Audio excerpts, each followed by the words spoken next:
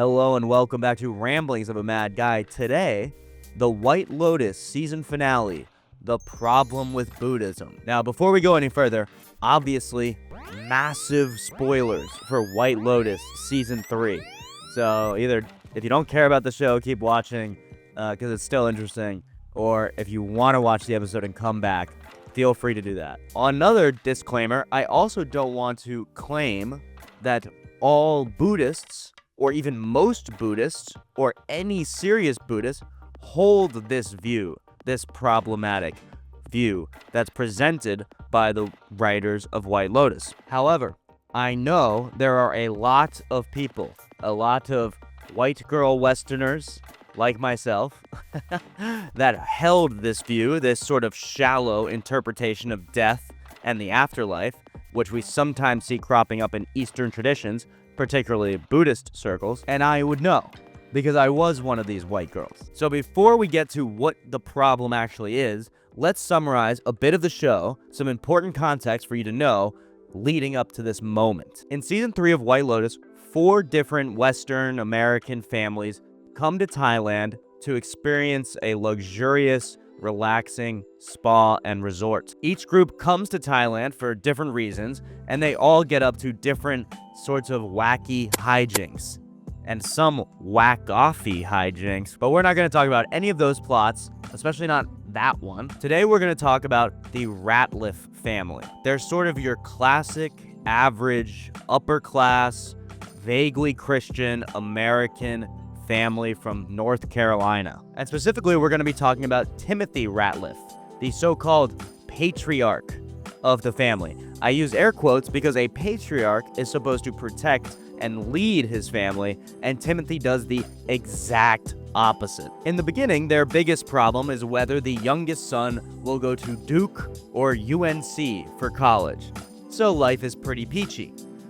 But in classic White Lotus fashion, things fall apart quickly, and before you know it, our powerful patriarch has been accused of financial fraud and learns that upon returning to America, he will be arrested and all of the family's assets will be seized by the government. Now, instead of telling his family what he's done and what the consequences will be, he keeps them in the dark and lets them go about their petty dramas. One drama of which, the daughter, Piper, has actually come to Thailand to apply or see if she wants to join this monastery for the following year after she graduates college. The mother, Victoria, hates this idea, and she demands that her now hollowed out husband go to the monastery and interview the primary monk in charge of the monastery to make sure this isn't some kind of cult. Well, Timothy reluctantly agrees to do that, but he isn't so interested in whether the monastery is a cult.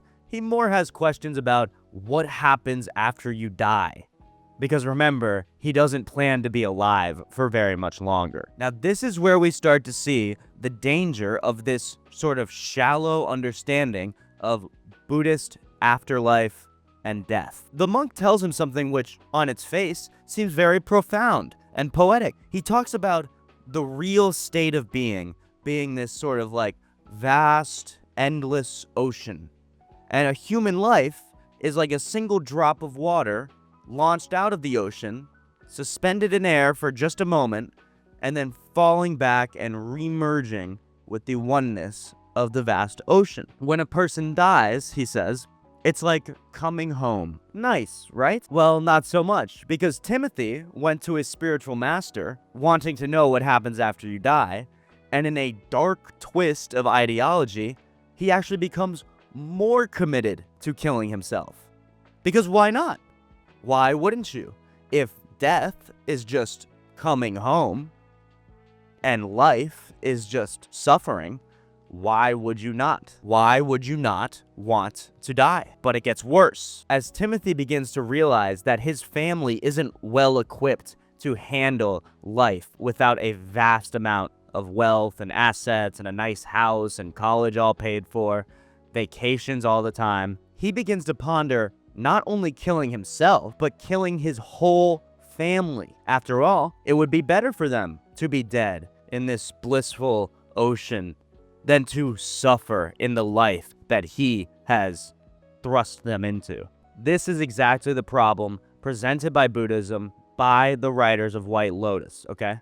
If death is simply better than life, then everybody should kill themselves, especially if life is composed of suffering. And if your family is struggling in life, well, you should kill them too. Now, Timothy takes this view to such an extreme length that he actually poisons his whole family by making them pina coladas, using this special seed that highly poisonous. It's supposed to, they drink the pina coladas and all of them will die, except for the youngest son, who he asked whether he would be able to survive without all the wealth and the assets and the college and stuff like that. And the son has reasonably goes, yeah, I'll be fine. I'll be okay. Now, interestingly, Timothy never asks his son if he'll be able to survive and be okay if he murders his whole family and also doesn't have wealth. It's a bit of a different type of trauma, truly. Kind of a very different question, especially for somebody who worships his brother. We won't get into that. Now, just to round it off, this isn't totally important, but in a cool sort of Oedipal twist, the son who's not supposed to die is the only one who does end up drinking the pina colada. The father knocks them out of their hands at the last second. Coconut milk's off. Coconut milk is off! Okay. They all go to bed, they have some wine, nobody dies. The next morning, the youngest son, he makes a smoothie with the blender that the father put the poison in, and he basically dies. He comes to the very doorstep of death by the pool. Very tragic, very Oedipal. Thankfully, he survives, and interestingly, when he comes back from his near-death experience, says, Dad, I think I saw God. Not ocean, not drops of water remerging. Now, you might say, isn't the exact same problem presented by Christianity? Actually, it might even be worse, because if you repent and declare the lordship of Christ and submit yourself to him, then you go to heaven. And heaven is way better than this sort of like strange ocean analogy. For one thing, you actually get to be you in heaven. You don't just melt away like a drop of water in an ocean. How do we know that? Well, there's many verses, but I like John 14:2. In my Father's house are many mansions. If it were not so, I would have told you. I go to prepare a place for you. Well, for you implies you are there. And then a mansion or a house or a room implies there's a person to occupy the mansion or the house or the room. And it even implies this sort of separation between peoples, between objects and things. Like there is still this individuality present in heaven. So the question then becomes, if heaven is real, what kind of person do you want to be when you get to heaven? When you knock on those pearly gates, so to speak? Well, I think you certainly don't want to be the guy who tried to kill his whole family. That would be the wrong person to be. I think there's another place for those types of people. Now, I also want to be clear, this video is just full of disclaimers, but I want to be clear. We got to be clear. I don't think this is how the proper Buddhist would behave or see his life or see his actions as it being better to kill your family because of this sort of like ocean analogy, than to not kill your family, right? And be honest with them and straightforward and actually lead them, right? This is specifically critical of the Westerner taking the very shallow view of Buddhism and what the downstream implications of that can be, which I think the show points out brilliantly. It's sort of like the most extreme version of what does happen when you get one snippet of a religion and just run with it, right? Remember, most Buddhists believe in karma. They believe in reincarnation. And so that does put a seriously limiting factor onto your actions when you might be reincarnated as a dung beetle or when karmically down the road, you'll be repaid for horrible things that you've done, right? So that exists in Buddhism. That's a major focus of it. I'm not saying that Buddhists all want to kill their families or kill themselves. That's obviously not true. Again, this is directed towards the most shallow understanding of any religion. But this is what it leads to in Buddhism, where death and afterlife are not that serious. Now, I think there are other problems with karma. I think it puts a lot of emphasis on good works instead of grace, which obviously I believe we're saved by grace. But that is probably for another video. I hope you enjoyed.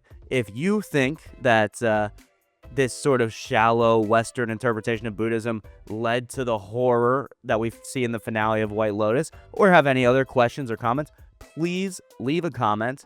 Like the video and subscribe if you want, obviously. But join the stream Monday, Wednesday, Friday at noon PST. We talk about all this stuff in person, and it's super fun. And you can yell at me, you can agree with me, you can do whatever you want.